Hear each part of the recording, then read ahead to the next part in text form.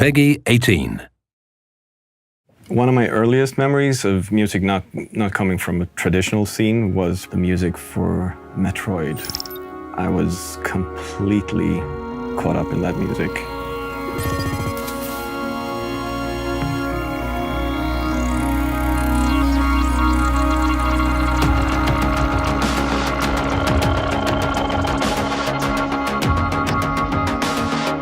The first game I worked on was called Excessive Speed.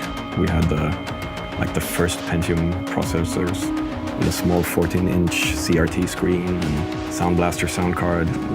That was it, you know. Ground Control 2 was, well, we were still a small company, but we had a solid fan base. I felt we need to solidify the trust of the fans. I wanted to give them something more for the people who really liked the music from the first game. I'm still very proud of the music for World in Conflict. I was very lucky to start working close with the writer, and we had a close relationship discussing different characters, giving us a score that was much more married to what was going on in the game. It was half a year before the first E3. That's when I started writing the music, leading us into our first unveiling of the game.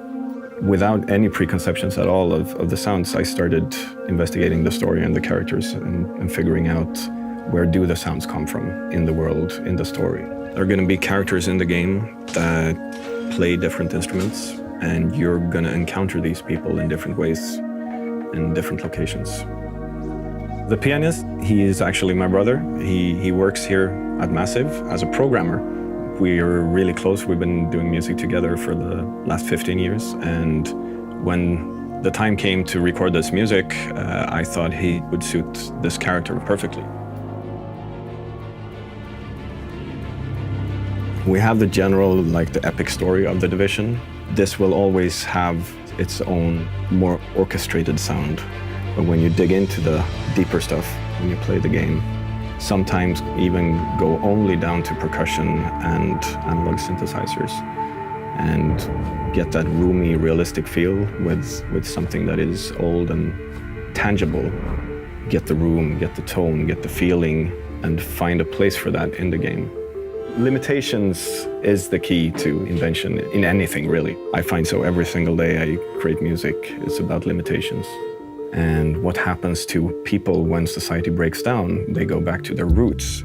I looked at different kinds of guitars and a lot of instruments that were brought to the US when people still didn't have records and things like that. What is it that we fall back on when we don't have electricity and things like that? That was sort of building the basis of the whole score.